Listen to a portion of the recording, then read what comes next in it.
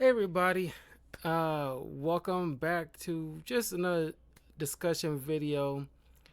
And this one has been on my mind all day, and it's like, man, it's been on my mind so much. It's like I gotta talk about it. And the question I want to pose to you guys: Has we have we peaked in terms of the whole girl boss trope? Honestly, like, are we done now? Have we? Can we get past it now? Now, the reason I say this is because it's like in recent interviews with three very high profile type of uh, creators in the Hollywood industry have poignantly pointed out about this whole trope with the whole girl boss motif. Now, some might, suggest like, oh, that's just those misogynistic incels who just, fat and lazy and eat Cheetos all day, who just, don't want women to succeed, blah blah blah blah blah. Now, while I'm not neglecting that fact, but in all honesty, I'm pretty sure there is just like probably a small fringe group of idiots out there that's probably got very loud voices. But you shouldn't lump everybody into that mix who also pointed out the same issue that in a lot of movies and TV shows in recent years have been we've been seeing like a growing escalation of the strong female characters, and it's not fair to uh uh which is a seems like it's gonna be like a going PR move with certain Hollywood people and writers and producers. But when somebody points out a glaring issue where it's like your female lead is a one-dimensional character that only has that one speed with no other dimension to make her uh, interesting, and it's like a shallow attempt, to put out some kind of activism into the shove down activism into the faces of the general populace. And it's not what most people want to go to see. Recent years, a lot of writers, and especially in Disney, have been cut out uh, and replaced with quote unquote writers who are generally just like very leftist activism. Now, don't get me wrong. I'm kind of a leftist too, or probably more moderate to be frankly, because but like I'm an old school leftist kind of thing, Like, of course, I like to see women succeed, but not in like a shallow attempt or a hollow uh, form of it. I'll be showing some examples of proper female-led characters, in a minute, because it's there's been criticism on people who like, oh, you just don't want to see women succeed. Oh, they're just misogynistic. They just don't like.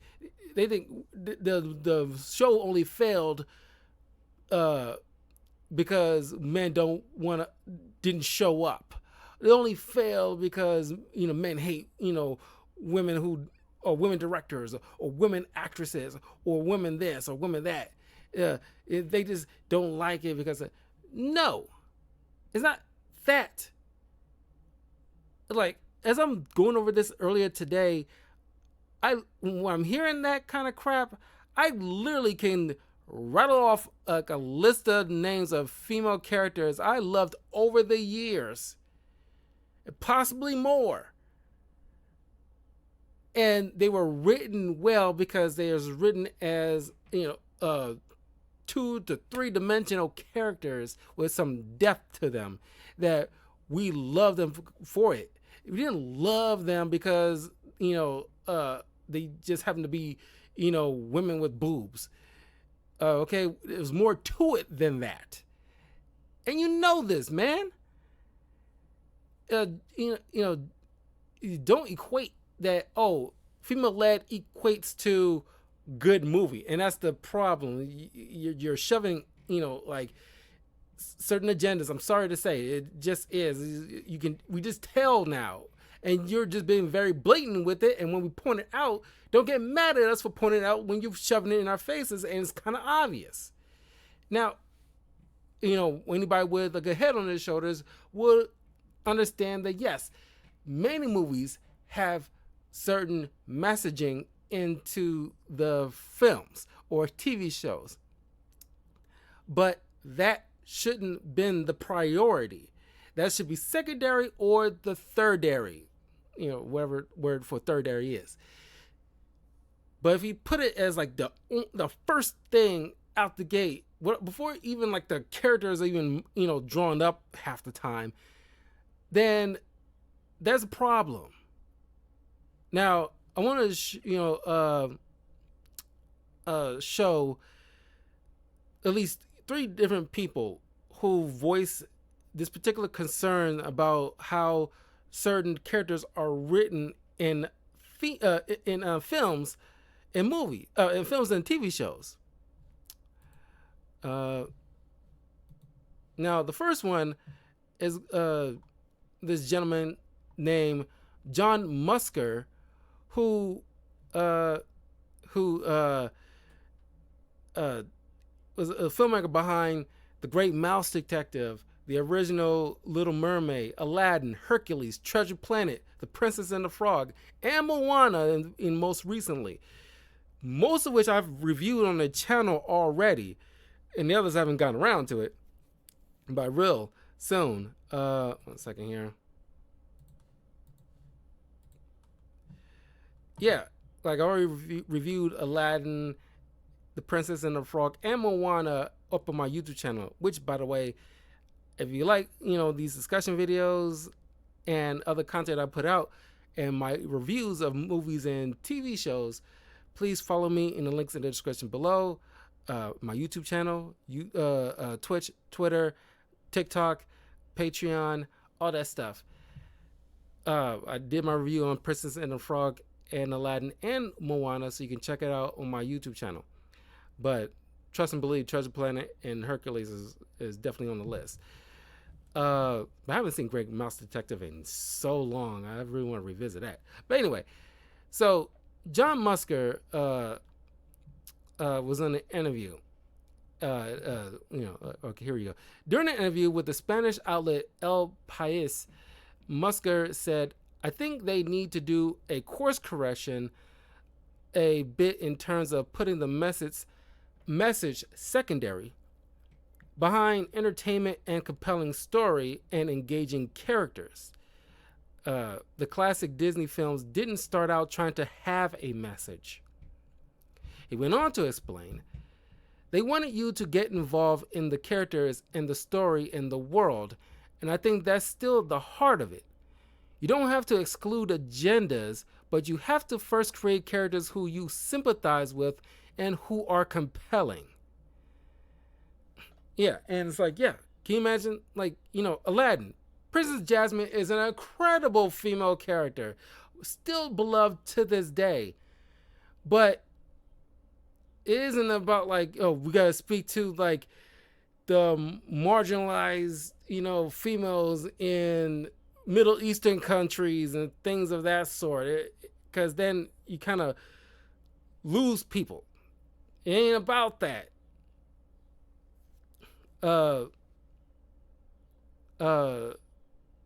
Musker, who introduced Disney's first black princess, Tiana, in The Princess and the Frog, which was met with racist complaints, said of that film, "We weren't trying to be woke, although I understand the criticism." I faintly remember that there was some criticism about black female princess. Now, granted, like I said, there are some friends groups of idiots out there, but they don't make up the wider range of general audience who still view Tiana as an amazing character.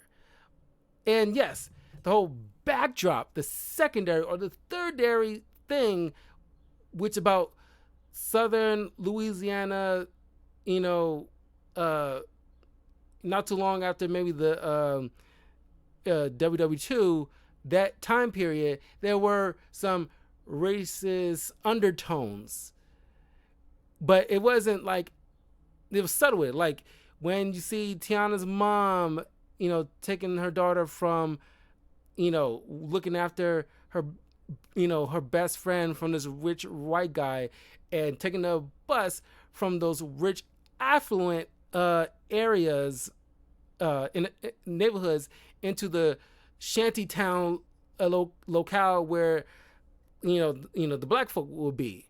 That subtle imagery that didn't have to, like, it's show don't tell kind of thing. Tiana's mom didn't raise up the picket signs about justice for black people and like shoving it in their faces and all. It wasn't about that. It's the backdrop. You can take subtle context clues about it. They didn't shy away from it because it's kind of obvious given the time period that would have been a thing. But the forefrontal of the story is this love story of these two people who turned themselves into, who got themselves turned into frogs, and then growing a growing love between the two, as well as stopping this evil witch doctor. As for Disney's live-action remakes of its classic animated projects, Musker said, "Companies are always like, how do we reduce our risk? They like this, right? We'll just do it again and sell it to them in a different form. Or they think, well, we could make it better." When specifically talking about the Little Mermaid remake, he said, "They didn't play up the father-daughter story, and that was the heart of the movie in a way. And the crab, you could look at live animals in a zoo, and they have more expression. Like with the Lion King," which I'm pretty sure he's comparing the animated version, not the live action. He concluded saying, "That's one of the basic things about Disney is the appeal. That's what animation does best." Okay, I think that's pretty much it with that. But yeah, it's just this is a Disney animated, mind you. This is no low rent dude in his mom's basement, is shouting out, "Oh, ladies should be in a kitchen," blah blah blah blah blah. And this is like a guy who's very reasonable, clearly not misogynistic, clearly got a good head on his shoulders, worked in this industry in a very long time, made very recognizable, beloved works over the years that still is treasured to this day, that has is up on the forefront explaining the obvious. I'm pretty sure he's probably gotten heat for his statement, but his opinion will be valid because he's been in this industry more often than the average person. And it's just like a stark contrast between what he's done, which to this day, like Megara, incredible character, one of my favorites personally of Disney female characters. That yes, she's a badass, but she still got saved by Hercules. Didn't diminish her femininity. It didn't make her less than when Hercules saved her. She, still kind of got that sassiness about her, but it's kind of like Lois and Superman kind of dynamic, where she can handle herself, but she's not going to chastise Hercules like, "I don't need no man," this this power doesn't belong to no man. That attitude that puts people off. It is overplayed and overdone uh in this whole guise of propping women up, and that's the biggest problem with a lot of recent female-led whatevers, that that you gotta put men down just to prop them up instead of just being in tandem with each other. It's supposed to be equals, right? You're not being very equal if a man has to be dumbed down to make the girl seem smarter, or weaken the man down just to make the woman feel strong. Like I said, I got some examples here, but give me a minute for that. But like I said, don't let people behind Disney. Like, I'm kind of scared for the Acolyte show that's gonna be coming up in the next day or two, I think. And it already got ratio when the first trailer came out, and there's a reason for that, because people had it up to here with either it's Catholic Kennedy or the woman who was assistant to Weinstein. I think I forgot her doggone name, but it's just like like you got other machinations going on that's you taking priority with, beyond just making a simple Star Wars story. And honestly, I get tired of this this whole, even noticing a lot of like the PR red carpet interviews, they always got that same rhetoric that makes me roll my eyes. I'm sorry, it's just like, first female this, first LGBTQ that, first paraplegic, first this, and it's like, okay, have we reached a point where it shouldn't be any first this or that anymore? Like, honestly, like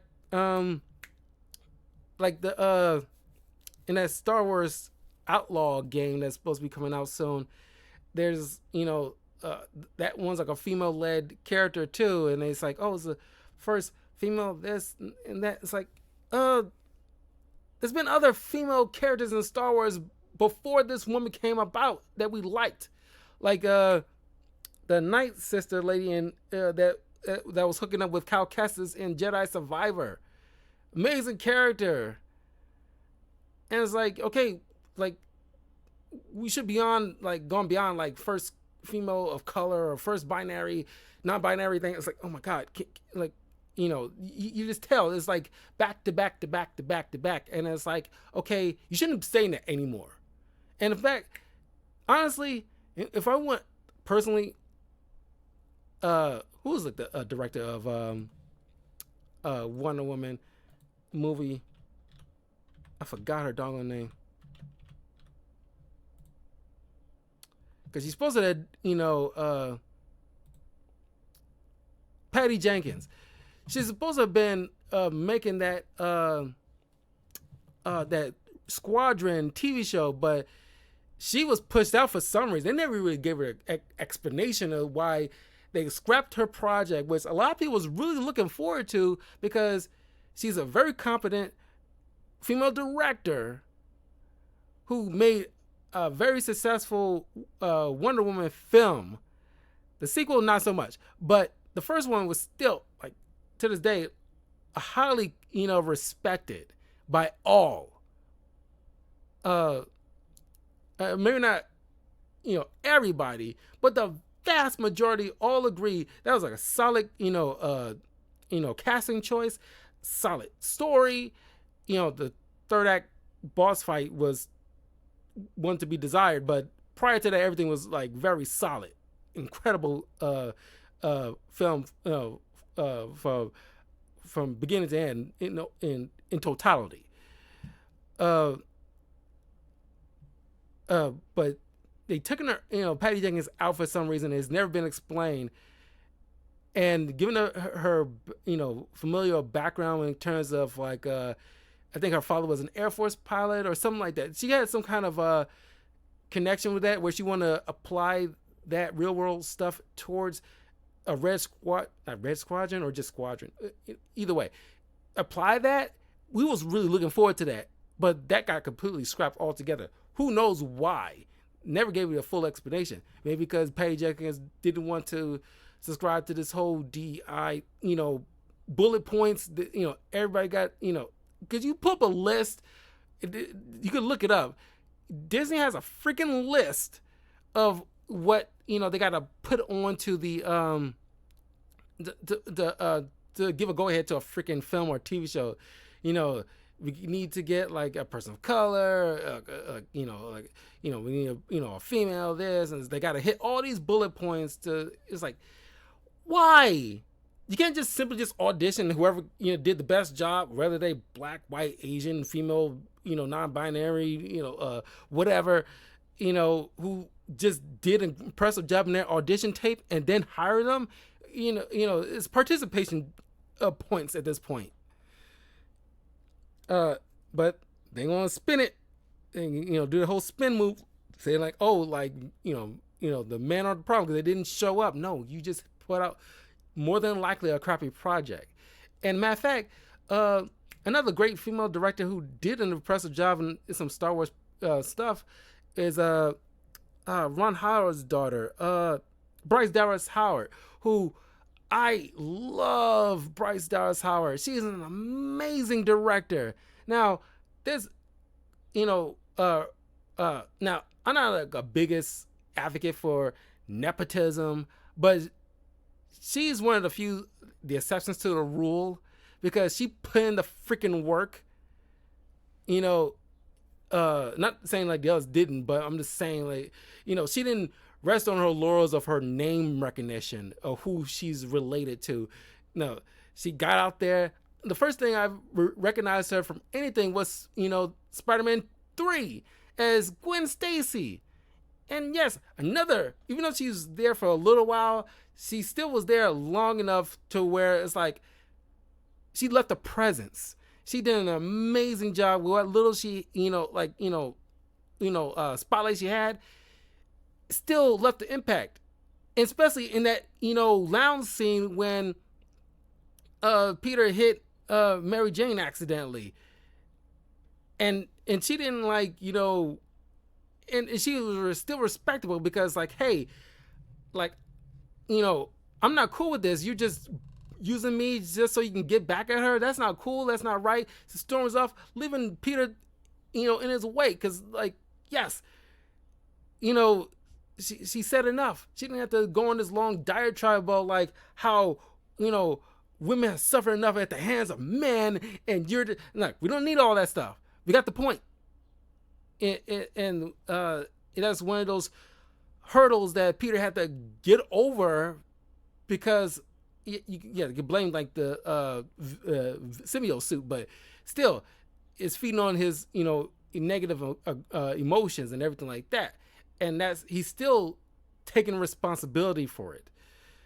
But yeah, and Bryce Dallas Howard, directed a lot of episodes of The Mandalorian, and I think one for Boba Fett. I can't remember, but she's done an impressive work with Star Wars. And it's like, this should be no first female directed, blah blah blah. I think Bryce Dallas Howard kind of like not only did an incredible job, she didn't like throwing in some crazy messaging about women's suffrage or some crap like that. She understood the assignment. She loves the franchise and IP, has respect for it, and just want to tell like a solid story.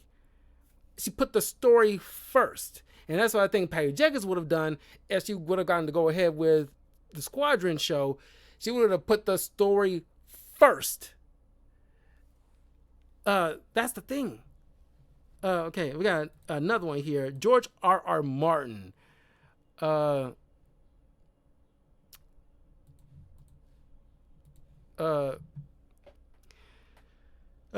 R.R. Martin has some reservations about how some screenwriters adapt books for the screen. The 74-year-old shared his opinion on the topic on May 24th, post to his personal blog, and shares that he is particularly hesitant when screenwriters take their own liberties with their source material. Uh, Very little has changed since then, Martin wrote, referencing a 2022 conversation at New York City Symphony Space, during which he addressed the issue with author Neil Gaiman. If anything, things have gotten worse. Everywhere you look, there are more screenwriters and producers eager to take great stories and, quote unquote, make them their own. The author continued, it does not seem to matter whether the source material was written by Stan Lee, Charles Dickens, Ian Fleming, Roald Dahl, Ursula K. Le Guin, J.R.R. Tolkien, Mark Twain, Raymond Chandler, Jane Austen, or, well, anyone.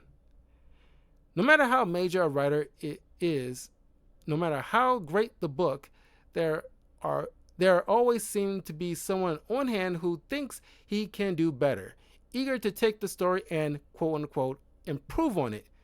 Martin continued, the book is the book. The film is the film. They will tell you as if they were saying something profound. Then they make the story their own. They never make it better, though. 999 times out of 1,000, they make it worse. Martin's epic fantasy novel series A Song of Ice and Fire was adapted into the Emmy Award-winning HBO series Game of Thrones. While speaking with Gaiman in 2022, the authors discussed screenwriters' responsibilities to their source material. A number of Gaiman's works, including his 2002 children's novella Coraline and his 1990 novel Good Omens, co-written with Terry Pratchett, have been adapted for the screen. How faithful do you have to be? Martin asked during the discussion. Some people don't feel that they have to be faithful at all. There's this phrase that goes around, I'm going to make it my own. I hate that phrase. On his blog, however, the author did acknowledge that there is occasionally a really good adaptation of a really good book. Martin cited the FX series Shogun as an example, which is based upon the 1975 novel by James Clavell, which I did a review on the season of Shogun, which, yes, is very good. Very, few and far between good television without any type of screwing with the source material or agendas that you want to use the IP to push, because that's, I put out like many, I said it many times in various things where it's like, for example, the Velma TV show, which clearly Mindy Kaling,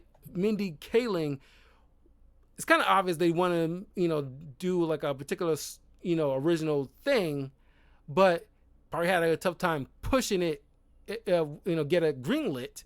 So they ride it on the coattails of Scooby-Doo because everybody recognized Scooby-Doo. So we will use Scooby-Doo as a mask, no pun intended, in order to like get, our little agenda or certain takes on what we, want to protest about in the world as we see things in like the super, I'm using quote unquote super left type of people out there in the world, because we got something to say kind of thing. And it's like, there's a right way and a wrong way to do it, in my personal opinion.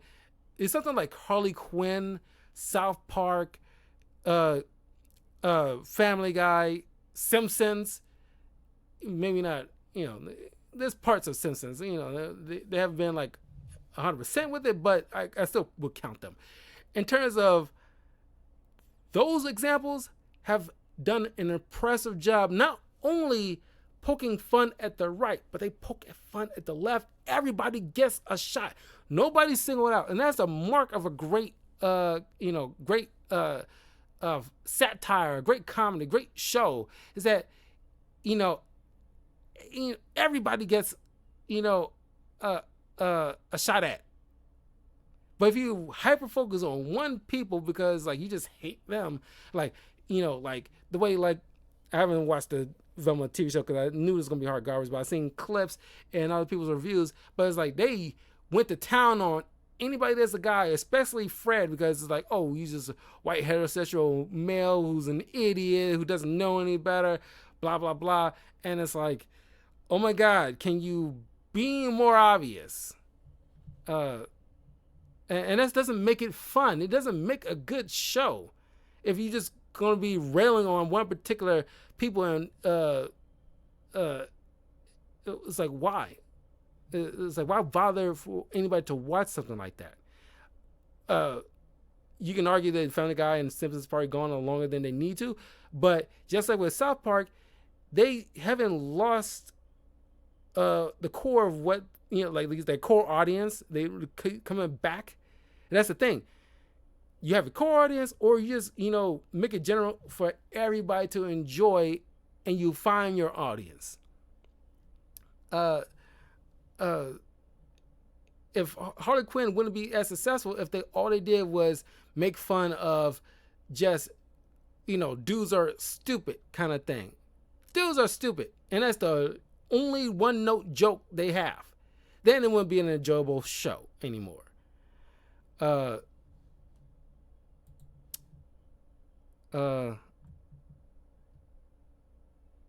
I think that's pretty much it with that. So the final one's the person of highest note, George Lucas, who was at a Cannes Film Festival recently. George Lucas is addressing some criticism he has received for Star Wars over the years. On Friday, May 24th, Lucas, who celebrated his 80th birthday on May 14th, appeared at the 2024 Cannes Film Festival ahead of his honorary Palme d'Or ceremony on the 25th.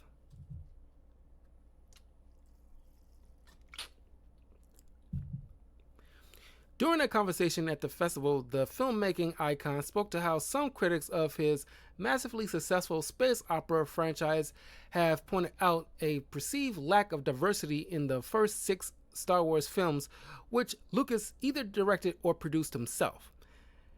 They would say, it's all white men. I say, it's not. Most of the people are aliens, he said. And the idea is you're supposed to accept people for what they are, whether they're big and furry or whether they're green and whatever. The idea is all people are equal.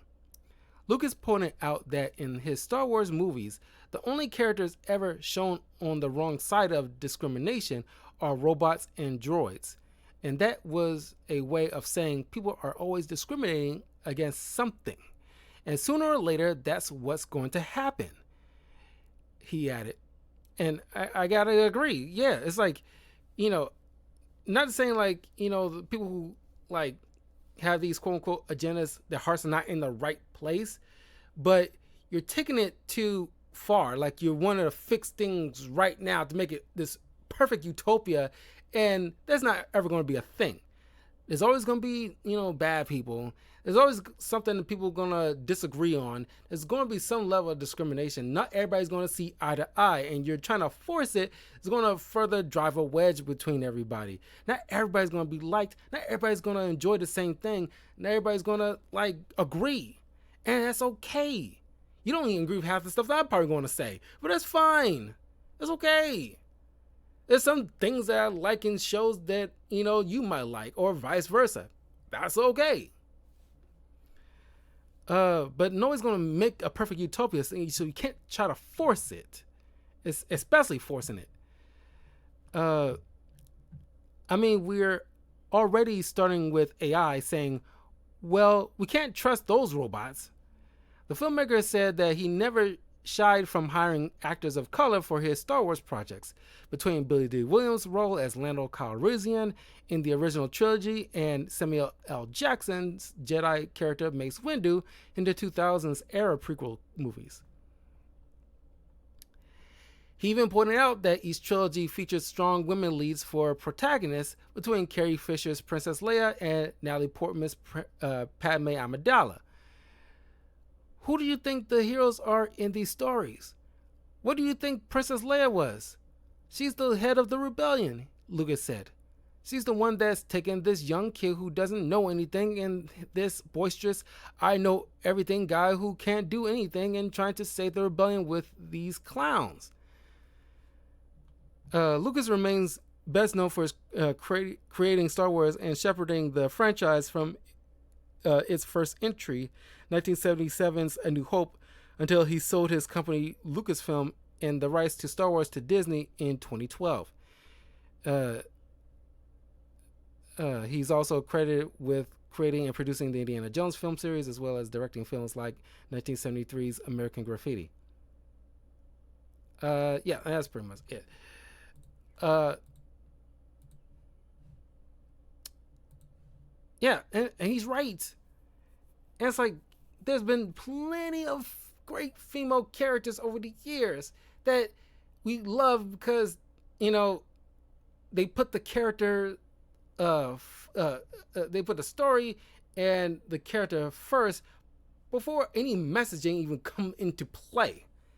Like I said, it's the secondary or the thirdary thing that got to be put into the film, not the first one out the gate, because that people are not going to stick around for that kind of stuff. It's not going to be long lasting over the years or timeless. Especially it's not going to be timeless because you really got a fixed thing on it so people can look back, oh, that's definitely like a 2024 film. Oh yeah, that's very 2020 right there. No one wants to look at it and be able to sink in on what particular year or decade that this referencing. Then nobody's going to enjoy it. I put in some slides of some good, female characters in film and TV show over the years, and another slide of bad characters over the years that happen to be female that people did not gravitate towards to. And you can look at it side by side, and you can tell why we like that and why we hated that. And it's not anything to do with they happen to be female, because it's the right way and the wrong way how to write these particular characters. So, Elsa, great female character. And here's another thing about the whole girl bossifying female characters, is the fact that you try to make them perfect, that you're having to put a guy down in order to prop them up, or you gotta use them as like some allegory to put in some kind of a message about the woes of women, or some situation out in the world, about like the bad qualities of toxic masculinity, even though it should just be toxicity, people with toxicity in general, and it doesn't have a gender to it. But Elsa, great character, not perfect, didn't need to be. She had great powers, but you've seen the first Frozen movie, you know what I'm talking about. Great character. Evelyn, from the Mummy movies, impressive female character. She's seen kind of dorky bookworm that learns from her future husband, that she built a relationship and a rapport with over the first movie that led to their marriage in the second movie, that he taught her how to box, which when you see her, can you imagine that, this dorky character that you see in the library also knows how to fist fight? It's like, where did she learn that? How that even come about? We wouldn't explain that because it doesn't, fit. But it makes sense in the second movie after obviously got an 8-year-old kid, so 8 years of marriage. Over time, makes sense. She learned how to throw hands from her husband, who has been a fighter and part of the French Foreign Legion, as established in the first film. She's knowledgeable in, Egyptian archaeology, but,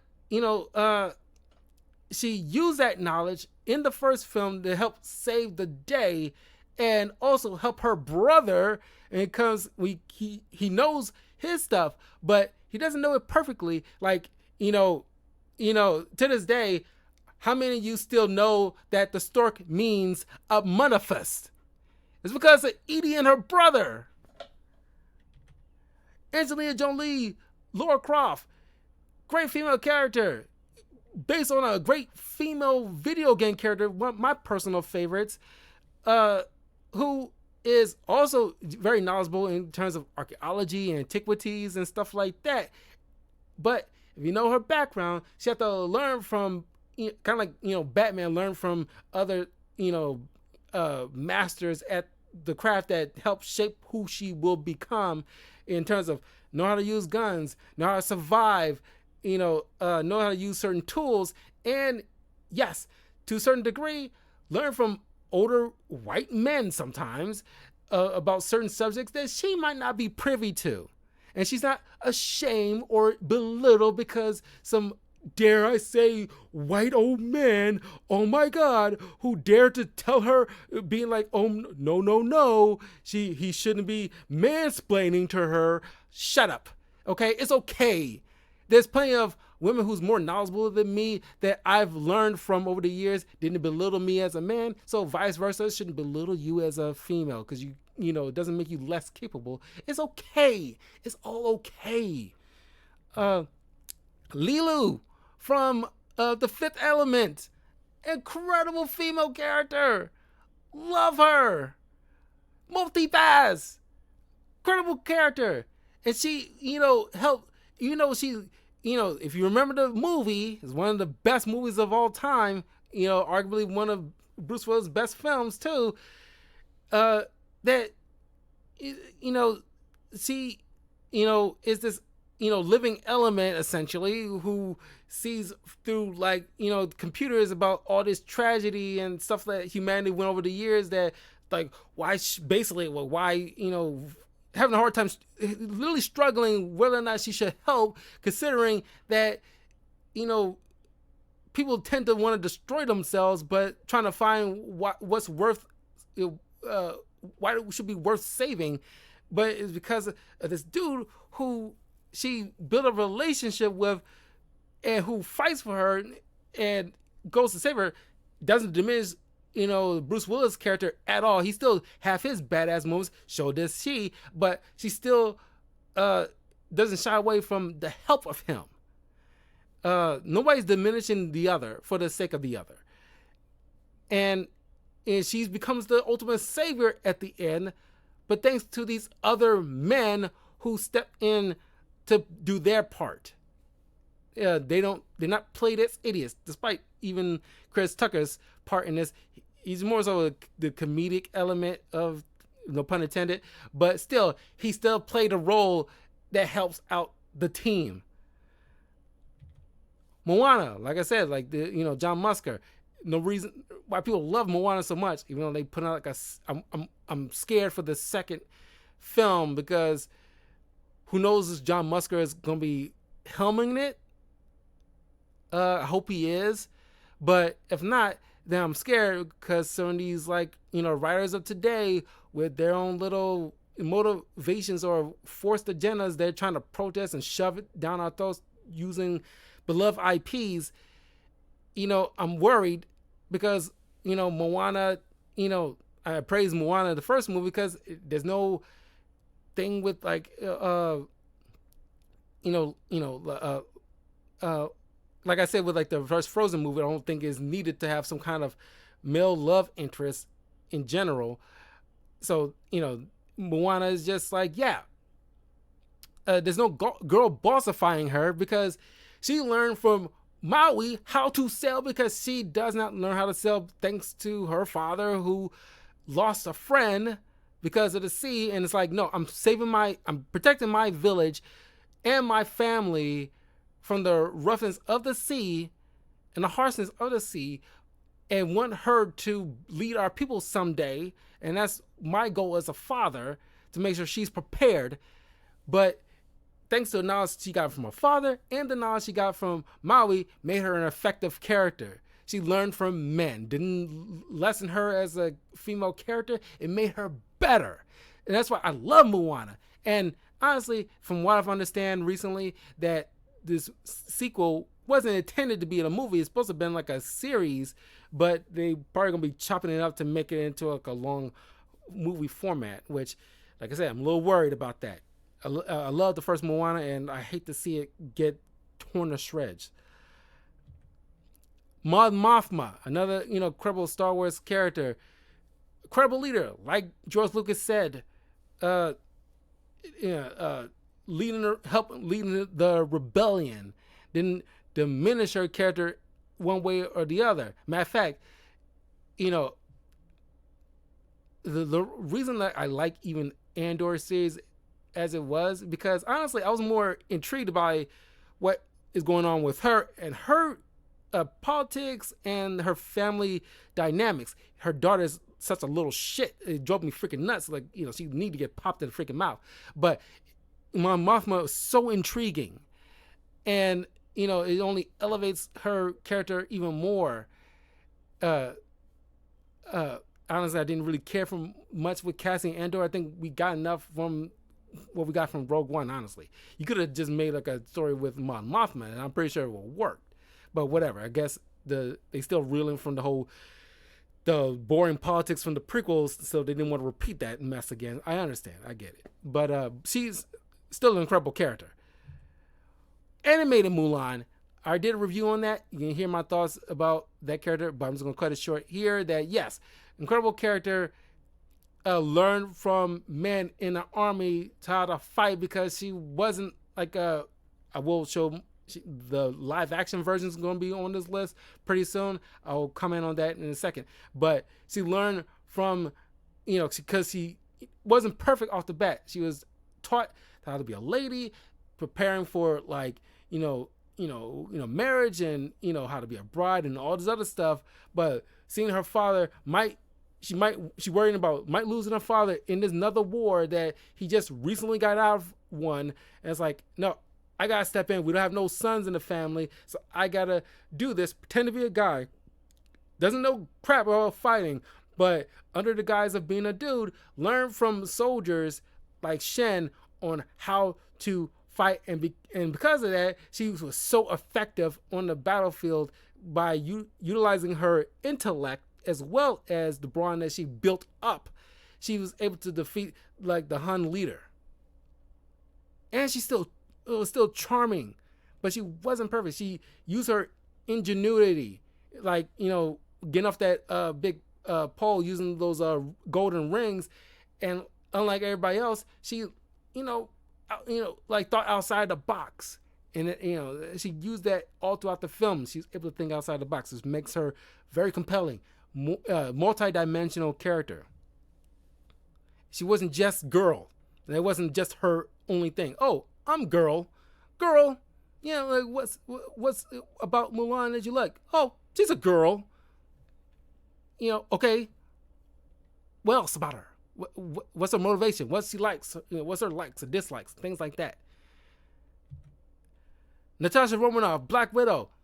All throughout the MCU, she's been the most compelling character, overarching character over the years. That it's a shame that it took so long for her to get her own film. But besides all that mess, she's very compelling. And in the Winter Soldier, or even like any film she was in, we didn't have to dumb down the other guys to make her, such a badass. She was badass on her own. You see the interrogation scene in the Avengers film, and how she got information out of that, terrorist guy, I guess. Very, subtly. She knows how to read people. She is a skilled spy.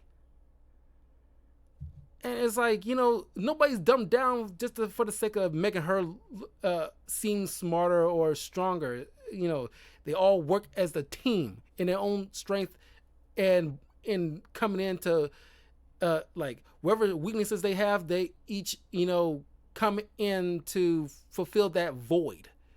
So that's what makes the Avengers so strong. Princess Padme, incredible leader, especially the prequel trilogy and in the Clone Wars series. She was such an effective leader, so empathetic.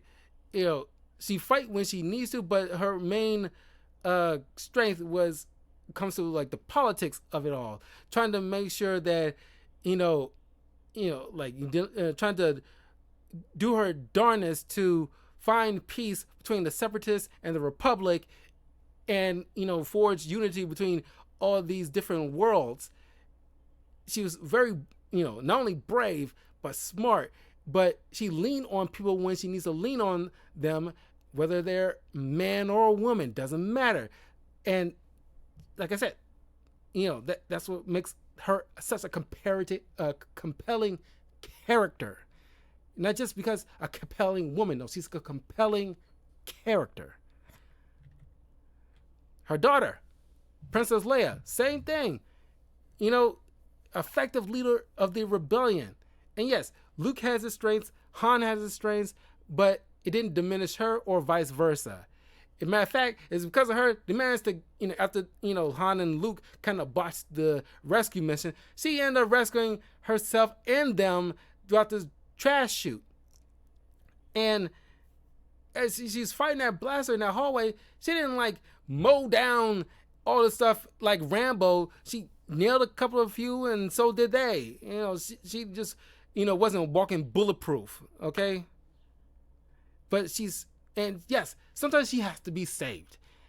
We didn't look down on her because like, oh my God, what a loser. She gotta get saved by, Luke from Jabba's palace. Wow, what a loser. No, nobody ever said that. Nobody even thought that. She is such a beloved character of all time.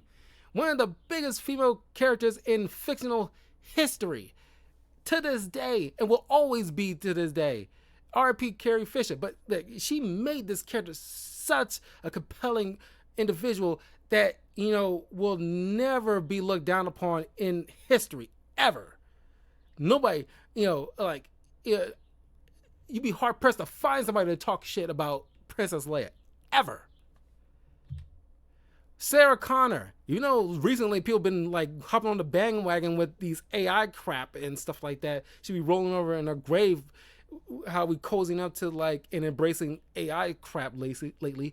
But besides all that, she's such an incredible character. But she didn't come out as the badass that we know her to be. She was just a, diner waitress that, Kyle Reese finds because she's destined to birth the future leader of the human resistance against the Skynet and the machines. And she, was scared. She, but she, she was scared. She was a novice. She doesn't know anything about what's going on. She didn't believe it at first. She went to call the police. She was very active, even from here. She was active, like, I'm going to call the cops because I feel like somebody's coming after me because all these other Sarah Connors are dying recently. So, but Kyle Reese rescues her. But she ended up rescuing him by getting him off the floor when he was about to pass out and stuff like, get up, soldier, move it. And it's like, because there were stories about her, legends about her. And so we get to see that legend come to fruition in T2, where she worked out. She's, got the biceps, and she, very, how in terms of weaponry and, ingenuity, she is phenomenal in terms of a female character. She learned that, the guy that saved her life will, help father her future son and preparing him in order to become this big leader in the future. And she ultimately, helped with the Terminator take down the T-1000. She didn't, we didn't have to make the, Arnold's Terminator look less than to make her feel like a badass. She was a badass from the jump. And like Princess Leia, will never be looked down upon. Everybody in that moment will look. You put up Sarah Connor, nobody's got nothing but high praise for this character. So don't tell me that, men don't come and support females in film and stuff like bull crap. Don't feed that lie to us. We all, like I said, we can as any dude will list like a good long laundry list of awesome female characters in film and TV, and probably get past the 10 number mark. Because there's so many of them they grew up looking at and idolizing. So tell me that they, they just, your film didn't do well because men didn't support your thing. No, you just made crappy product. Didn't matter if she was female. Celine from the Underworld, another great female character. Awesome. Uh, you know, she was like a badass vampire, but she looked, even though the elder turned out to be like an asshole, but she's looked upon him as like a father figure and listened to his guidance and stuff like that. But she ran an investigation on her own. She didn't buy what this other dude was selling that turned out to be a traitor. And she built a relationship. Well, not right away. She saw that, I forgot the guy's name that turned out to be a half vampire, half werewolf. She saw, the humanity in him. She empathized with him, but, she was kind of like a no-nonsense kind of cop kind of vampire. But when she got shot and losing a lot of blood, this dude who happened to be a nurse or something helped stitch her up. Because he had skills too that you didn't have to dumb them down or make her freaking bulletproof because she's like a female. There's more to Celine than that. And yes, ultimately she's the one that took down the bad guy in the first film, but she had help. And it's okay for a female to have help. It doesn't make, she doesn't need the girl boss it up and like, I can handle myself. It's like, these men don't know what it's like to be a female vampire in this male-dominated patriarchal vampire world. None of that crap. It's crap. Come on. And the mother of all female characters in pop culture history, Wonder Woman. Like I said, I already said enough about her, but Wonder Woman is one of the apex of female characters that, is the trendsetter of all female powerhouses in terms of what like I've been describing as in terms of female-led movies or film. She was the trailblazer, and to this day is revered as like one of the big three in terms of DC Comics for a reason. It's the first female superhero, and thank God she was done with respect, agency, and yes, flaws. Even yes, Wonder Woman in the first film still had flaws. Even in the comics, she still had flaws. She wasn't even perfect as much as we like to see her to be. Like with Superman or Batman, she still had flaws. She had to be trained to be the apex warrior that she is. She still had to learn from Steve Trevor that sometimes people suck. There's no ultimate bad guy, god of war that causing this major conflict around the world.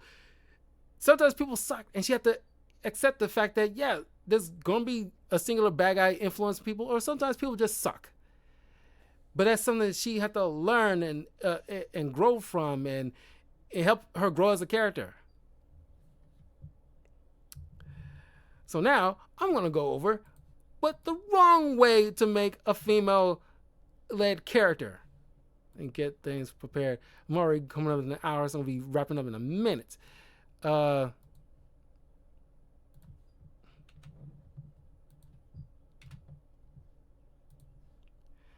didn't watch it. I seen the reviews and clips, but I knew it was going to be crap.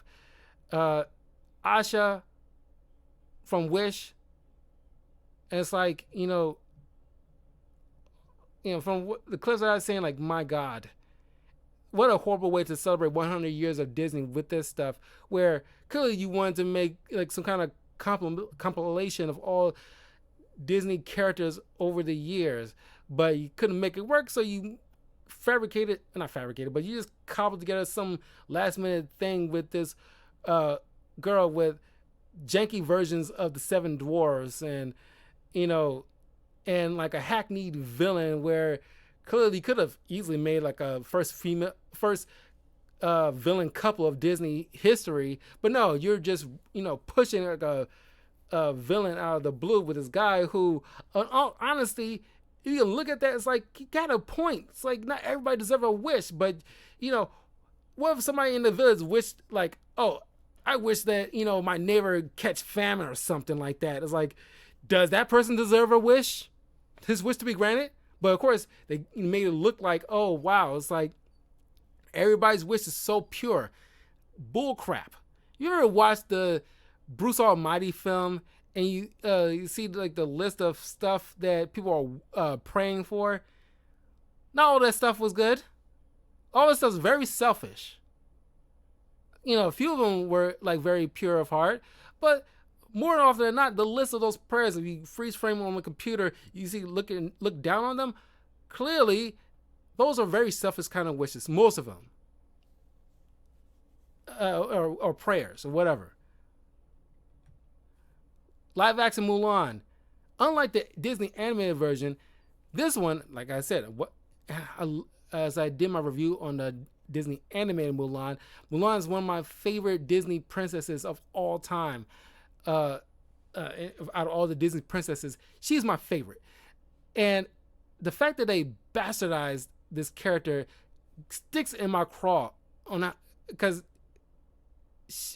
unlike the Disney animated version, here they decided a prime example of girl bossing it up, where it's like, oh, she is perfect at everything. She got this chi thing, or this witch that came out of freaking nowhere, and it's like you're trying to make it like adapted to like what's akin to the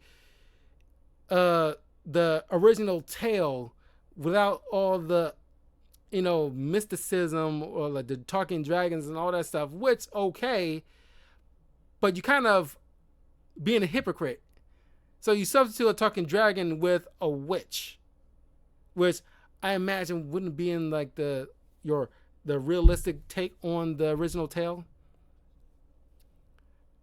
And so she got this chi and she's perfect at everything. And it's like,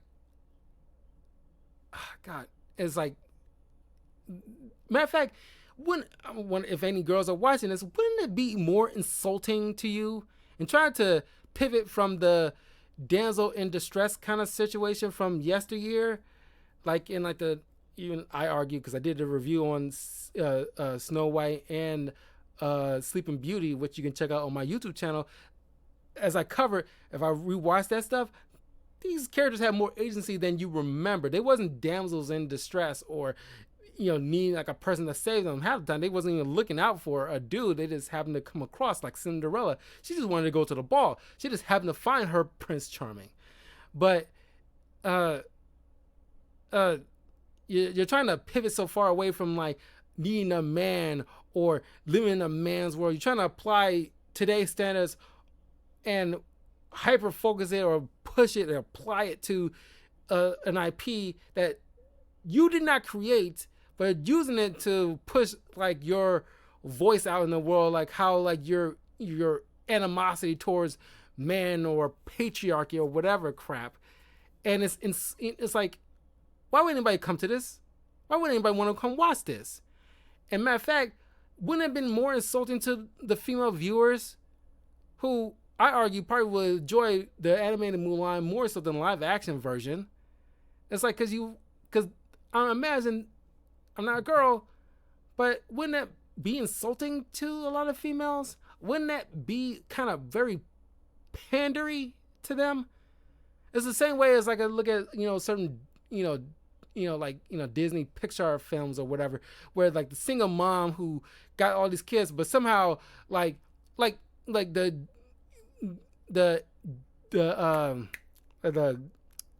Benedict Cumberbatch's Grinch with Cindy Lou Who's mom is just like doing everything with the twins and like making all this breakfast in this crazy convoluted way, like she's a freaking superhero. And it's like, moms don't do that. Moms can't do that. As incredible moms are, they're not freaking superheroes or cartoons. They fall short from time to time, but they trying their best. It makes them more impressive and more beloved because they just trying to darnest. And sometimes they get it right, and sometimes they don't. But here is just like insulting, where it's like, oh, girl boss can do it all, and no, you can't do it all. Nobody can do it all. Not even a man. But it's like, but men don't go around telling other men like, you can do it all, brother. No, that'd be kind of crock of crap. Now, here's a little thing. I like Ray Palpatine. I'm not calling her freaking Skywalker. This is, stupid as hell. Ray Palpatine, I like her, you know, in concept.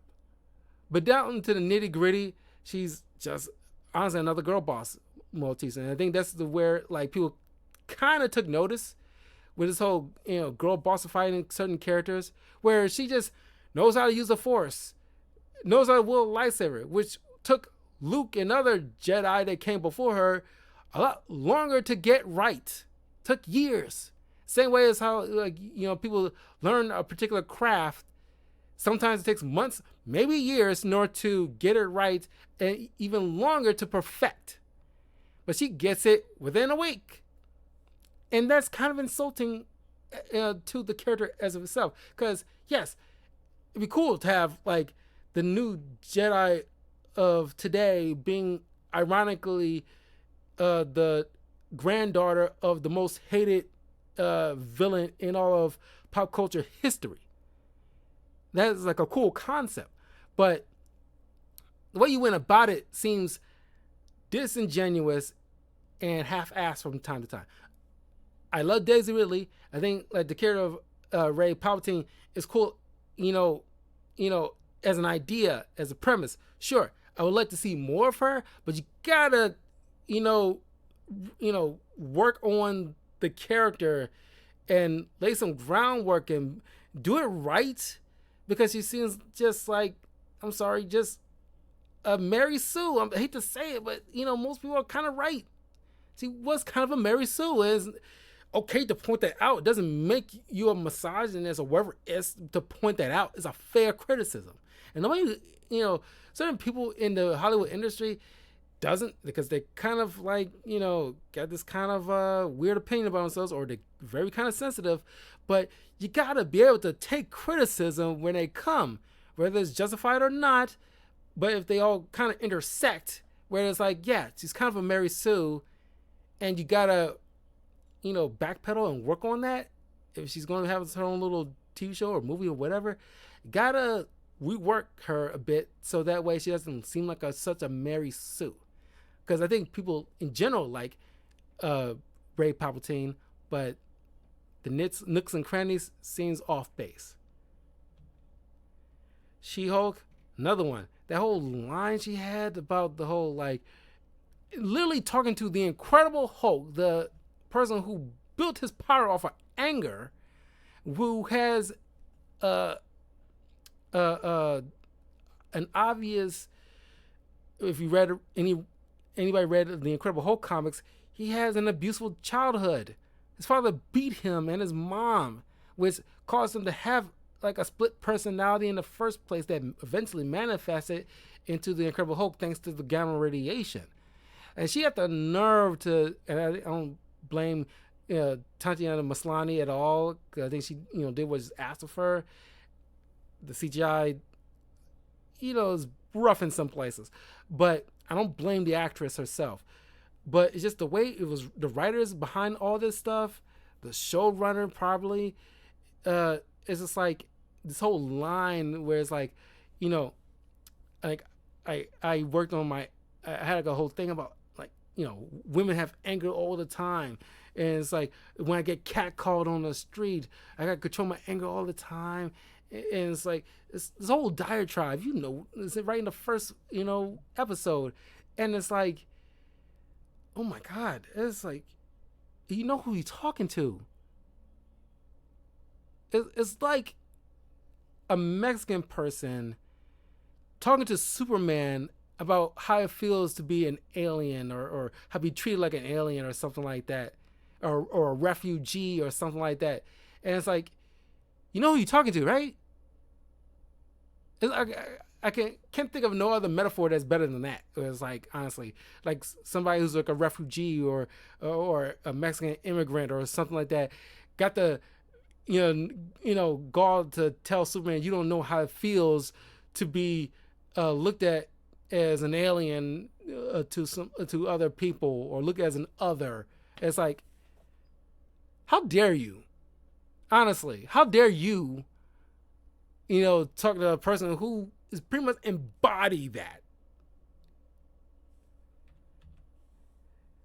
Little Mermaid, and like the creator of Little Mermaid, it wasn't even that. It's that the voice actress of the Little Mermaid, the original one, who was seen on an interview. I didn't have it pulled up, but it's basically talking about how, like, because you look at these press junkets of Haley Bailey and other people, it's like, just like with Rachel Zegler, pretty much crapping on the original tale because they're looking at it through 2023 or 2024 eyes, where it's like, oh, like she's like got to give her voice to a man, and that's wrong. And it's like, no, it's about uh, a daughter and a father and a relation they have. And she just wanted to explore the world, and then she happened across a man that she kind of got smitten with. That wasn't like the first thing out the gate if you actually pay attention to the original animated film. And this is coming from the original voice actress of Ariel. Mind you can look it up, honestly. That's what she said. And it's like, and yeah, there were some idiots out in the world who crapped on having like a Black Little Mermaid. If you've seen like the, Brandy, the actor, the musical artist Brandy, who was the Black Cinderella back in the day, yes, there was no stranger of race swapping in history in terms of film or Disney specifically. But once again, they put the story first. The representation of the characters themselves came second or third. Matter of fact, they wasn't even thinking about this. Having of like, oh, she's like a very good. This Asian dude who would be her husband happened to be like just a good fit for the job because he, auditioned and acted the heck out of the role, and he's a great performer. Didn't matter he was Asian. He just really got the job. And we saw that if you go back, matter of fact, I'll put that on my list of next movies to review next February, the Brandy's Cinderella. And I rewatched certain clips of it, and it's like, they just very good at their job. It's almost like a stage play almost. So yes, it is not a problem in most cases to like, race swap or gender swap or whatever, but that shouldn't have been like the priority. That should, you should have like a solid story right out the gate, ready to be put out. Like, okay, the first half of the year, we're concentrating on the story and making it all up and stuff like that, and with the script and everything like that. Now let's start and like, figure out who's gonna play this person. Let's go over the list of auditions. Okay, this person, this person, this person, this person. Oh, this person's good for the job. Oh, she's so happen to be like an Hispanic female. Hey, like, let's cast her. She's very good. Don't just cast her because she's having to be, non-binary Mexican female with a prosthetic that comes from a, who's adopted by, an interracial couple from Paraguay. That kind of thing. It's like, which, a lot of DEI will eat up quickly like candy if they hear something like that. And it's like, are you good at the job? I didn't hire you as a writer because you fit this demographic. Are you good at the job? How hard did you work at getting to this point? Where's your credentials? Did you, put in the work at this particular school for these X amount of years, or at least bare minimum 4 years? Blah, blah, blah, blah, blah, blah, kind of thing. Don't just pick somebody who just, some Tumblr person just because they fit some kind of demographic marginalized group. That honestly, and this comes from a Black person, mind you, honestly, that, and like Haley Bailey, I've seen her in other stuff. She's a very good actress, and there's no shade on her. It's not her fault. But I do give her the only issue I probably have is the fact that all those press junkets about having to spit that rhetoric, which I don't know if she honestly believed that, where it's like, oh, got to give up her voice for some guy. No, you give your voice to a evil octopus witch who was the main villain, not the guy. And yeah, that's pretty much it. I just like this whole girl bossifying female characters instead of just putting the story first. It's getting. I'm honestly thinking it's reaching its peak where of annoyance where George Lucas, John Musker, and George R. Martin had to come out and point out there's an issue here. If they're coming out and saying this, clearly you have an issue. And these not no hole in the wall kind of dudes running some kind of rinky-dink comic book shop. These are prominent dudes who created most of the stuff that we're enjoying. And you getting like other people coming in recent years trying to muck it all up. And they have no right. I mean, it's not saying like they can't add things to it. It's like, you know, like they're building something. It's like, George Lucas made the trunk of the tree that, or like, it's hard. I'm trying to find like a proper metaphor for this, but as for the sake of it, like argument, he's building this, tree and the trunk is already sprouted. He laid the foundation of it, or matter of fact, yeah, laid the foundation of this building. He laid out the groundwork. He put in like the cement mix and all that stuff. He put his blood, sweat, and tears into his foundation. Then comes like John Favreau and Dave Filoni, and they put in their little bricks in, building on top of that. Then you got Bryce Dallas Howard coming in and putting her little bricks in, and adding on top of it. But then you get like other people here, like I said, I can't remember her freaking name. Like, hold on a second.